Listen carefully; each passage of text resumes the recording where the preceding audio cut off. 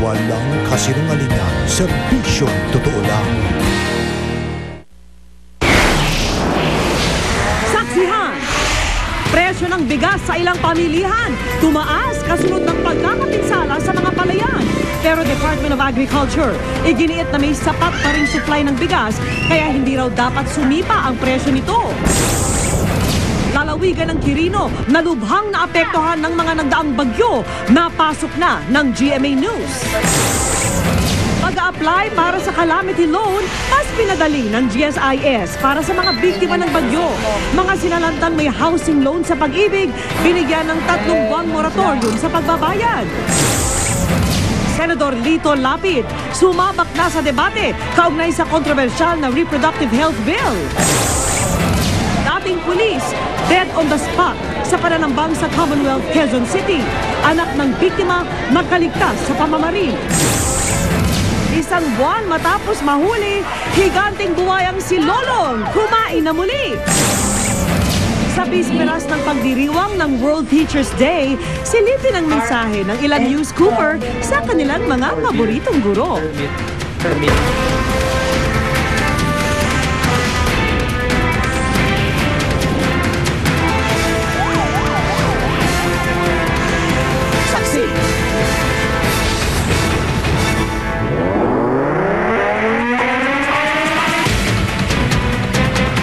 Mga aktibidad ng tao ang sinisisi ng ilang eksperto kung bakit nananatiling lubog sa baha ang ilang bayan sa Pampanga at Bulacan sa pagdaan ng mga bagyong Pedring at Kiel. Bukod kasi sa pagkalbo ng kagubatan, magpalala rin daw sa baha ang unti-unting paglubog ng lupa at pagtatayo ng mga fish pond na dapat sana'y daluyan ng tubig.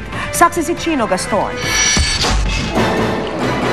Sinuong ng mga rescuer ang mataas na baha para sagipin ang inang ito at ang kanyang sanggol sa Hagonoy, Bulacan. Ang munting anghel sa batya inilagay para di mabasa. Binuhat din ng ina para hindi mabinat. Ang kanilang sitwasyon, sinasalamin ng perwisyon dulot ng malawak na pagbaha sa gitnang Luzon. Hindi pa rin humuhupa ang tubig sa ilang bayan sa Pampanga tulad sa Masantol at San Simon. Kung saan may ilang lugar na nangingitim na raw ang tubig.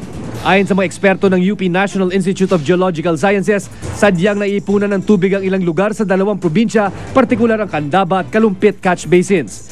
Dapat lumalabas ito sa dagat sa pamamagitan ng Pampanga River Delta. Ang problema, barado na ito ng mga fish pond.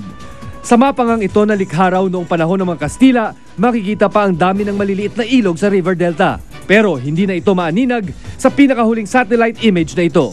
Ang daming mga fish pens dyan na kapag yung mga fish pens ay tinayo at merong mga dike sa paligid niya, yung agos ng mga tubig na gustong lumagos papuntang Manila Bay ay nababarahan. Itong mga fish pens, ito ang nag-o-obstruct dun sa paglabas ng tubig baha.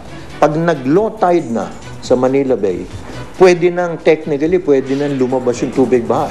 Pero dahil dito sa mga fish pens na obstruction, hindi mabilis makalabas yung tubig baha.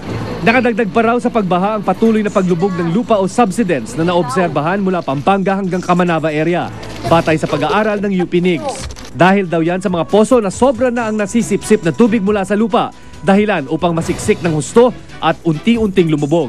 Kaya dapat daw higpitan na ang pagbibigay ng permit sa paghukay para sa mga poso. Nagsisink talaga yung greater part ng Central Luzon Basin at saka Metro Manila. Pagbabagsak yung lupa, mas papasukin siya ng tubig. Ang talagang number 1 na culprit, yung pagkukuha ng groundwater sa mga poso.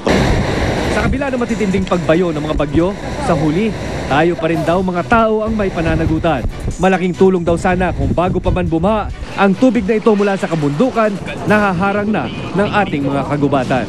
Pag sinabi mong forest, may large trees, may medium-sized trees, may small trees, meron pang mga decayed matter, and may microorganisms. Hindi maganda yung sponge effect.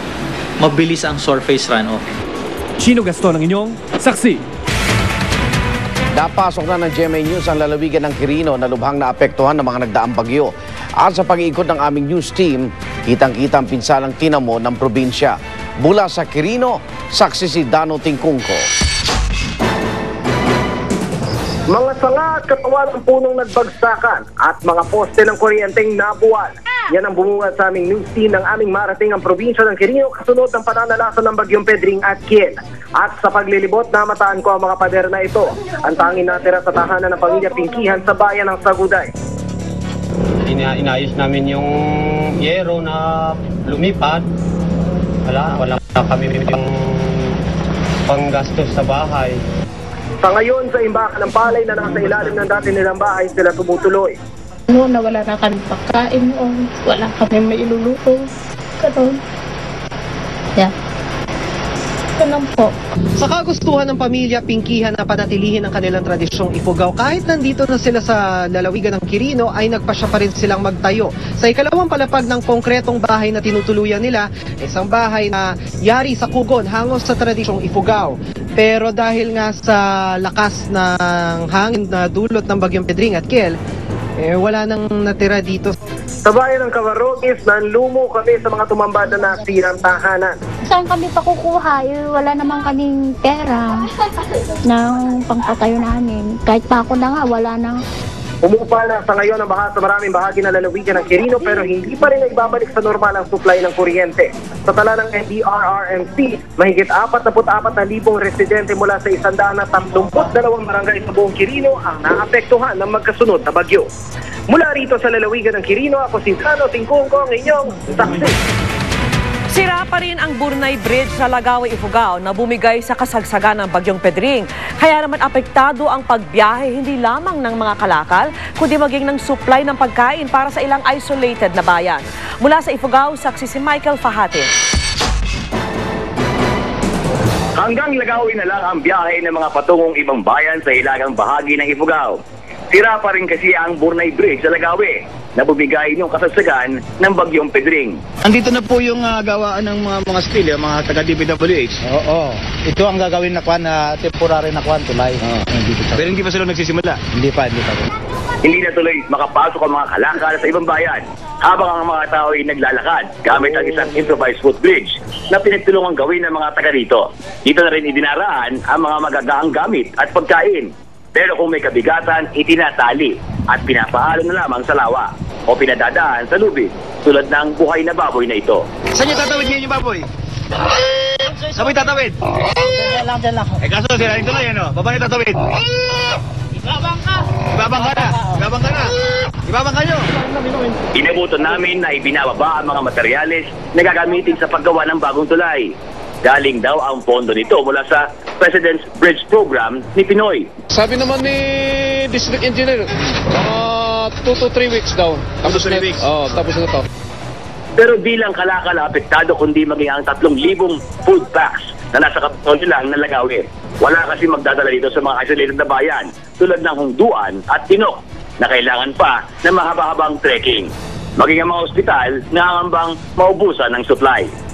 Mula rito sa Lagawi, Ifugao Province, ako si Michael Fader ng inyong saksi. Tumaas ang presyo ng bigas sa ilang pamilihan kasunod ng pagkakasira ng maraming palayan. Pero ayon sa Department of Agriculture, may sapat pa ring supply ng bigas kaya hindi raw dapat magmahal. Saksi si Bernadette Reyes. Mga aning minadaling ibilad matapos mabasa ng ulan at mga isdang agad hinuli sa mga umapaw na fish pen para maibenta. Ito ang naging diskarte ng ilan nating kababayan para maibisan ang pinsala ng bagyong Pedring at Kiel sa kanilang kabuhayan. Ayon sa Department of Agriculture, halos 7 bilyong piso ang nasirang produktong pang-agrikultura ng bagyong Pedring pa lang. Pinakanapinsala ang mga bukirin. Katumbas ng 8 araw na palay ang posibleng hindi na raw mapakinabangan.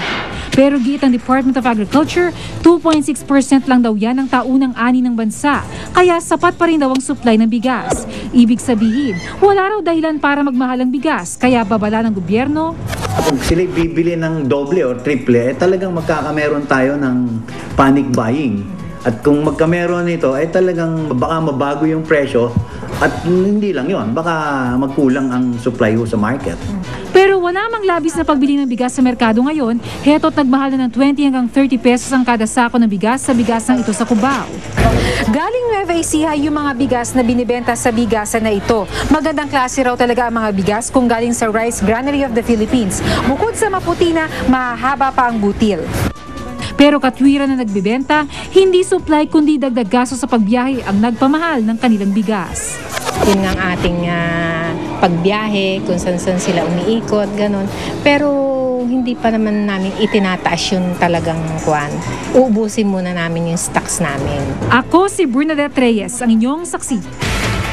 Mas pinadali na ng GSIS ang proseso ng pag-a-apply ng calamity loan para po sa mga miyembro nilang sinalanta ng bagyong Pedring at Kiel. Bibigyan naman ng 3 buwang moratorium sa pagbabayad ang mga biktima ng bagyo na may housing loan sa Pag-ibig. Saksi si John Consulta. Kung ngayong baha pa, pagkain at inumin ang problema ng mga sinalanta nating kababayan, mas malaking gastusin daw ang naghihintay sa paghupa ng tubig sa dami ng ipagagawang bahay at aayusin mga ikinabubuhay. Kaya naman sa opisina ng GSIS sa Pasay, may ilan ng dinatnan akong nag-a-apply ng calamity loan o pautang. Bukas ito sa mga miyembro nakatira sa mga lugar at tinamaan ng bagyong Pedring at Kiel. Wala na itong service fee at ibinaba na ang interes sa 6% mula sa dating 8%.